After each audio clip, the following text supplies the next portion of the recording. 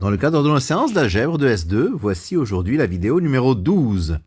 Nous allons voir quelques propriétés des noyaux et des images. Alors, si E et F sont deux espaces vectoriels, et E est de dimension n, si on considère E1, En une base B de E, F une application linéaire de E vers F, alors la famille F de E1, F de E2, etc., F de En est une famille génératrice de im de F. Cette famille, elle engendre l'image. En effet, si Z appartient à l'image, ça veut dire que Z est l'image de quelque chose. Donc, il existe un vecteur Y de E, de manière à ce que Z soit égal à F de Y. Mais E1, En est une base de E. Et Y qui appartient à E, il se décompose sur cette base. Donc, il existe alpha 1, etc., alpha n des réels, tels que Y égale sigma des alpha i EI. Les alpha i, bien sûr, sont les coordonnées de Y dans la base E1, En. Donc, Z qui est égal à F de Y, il vaut F de sigma des alpha i EI. Et par linéarité de F, sigma de I égale 1 à N des alpha i, F de EI. Donc Z est combinaison linéaire des F de I, F de E1 jusqu'à F de En. Par conséquent, F de E1 et F de En est une famille génératrice de l'image. Alors, deux résultats essentiels. F étant une application linéaire de E vers F, dire que F est injective, c'est dire que son noyau est réduit à 0. Dans le noyau, il n'y a que 0. Deuxièmement, dire que F est surjective, c'est dire que dans l'image, ou plutôt que l'image est égale à grand F, l'espace d'arrivée tout entier. Alors, nous allons montrer que si F est injective, le noyau c'est 0. Supposons F injective, soit X un élément du noyau. Si X est élément du noyau, c'est que F de X vaut 0. Mais 0, c'est F de 0. Pour une application linéaire, F de 0, c'est toujours 0. Donc on a que F de X vaut F de 0. Et puisque F est injective, quand nous avons F de A égale F de B, ça veut dire A égale B, donc X égale 0. Donc ker de F est réduit à 0. Dans l'autre sens, si nous supposons que ker de F est réduit à 0, nous allons montrer que F est injective. Alors pour montrer que F est injective, nous prenons deux vecteurs X et Y dans E qui ont la même image et nous allons prouver qu'ils sont égaux. Si F de X égale F de Y, F de X moins F de Y égale à 0. Donc, par linéarité, F de X moins Y égale à 0.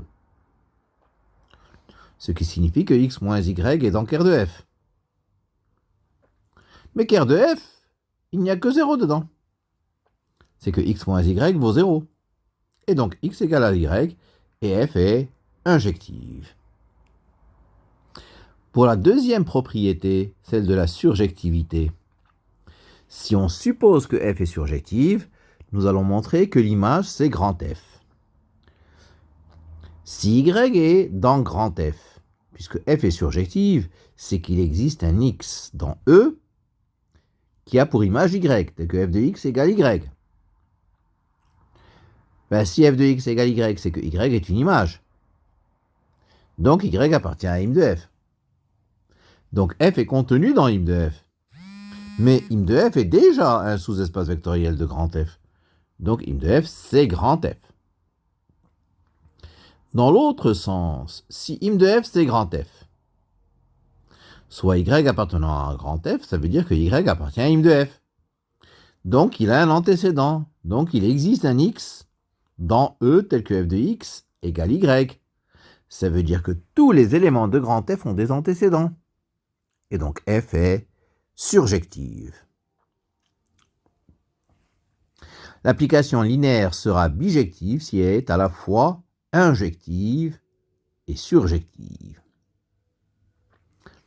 Dans des cas particuliers, si la dimension de E égale la dimension de F.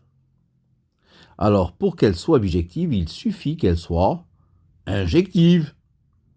Ou bien surjective. Ça suffira pour dire qu'elle est bijective.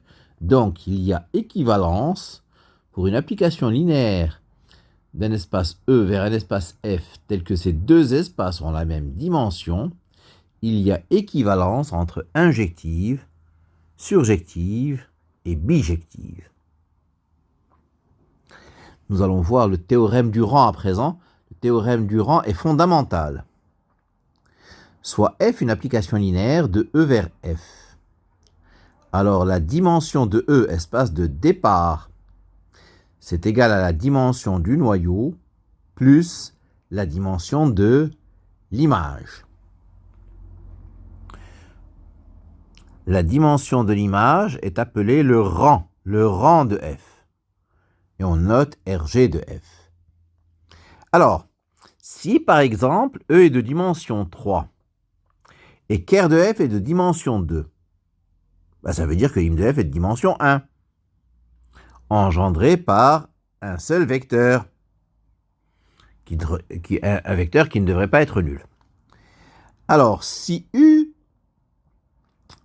n'appartient pas à qu'R de F, ça veut dire que F de U n'est pas nul. Mais F de U appartient à im de F et il n'est pas nul. Et bien donc il engendre im de F parce que im de F ici est de dimension 1. C'est une base de im de F. En effet, je viens de le dire, F de U est non nul. Et la dimension de im de F c'est 1. Et F de U appartient à im de F. Par conséquent, im de F c'est vecte de F de U.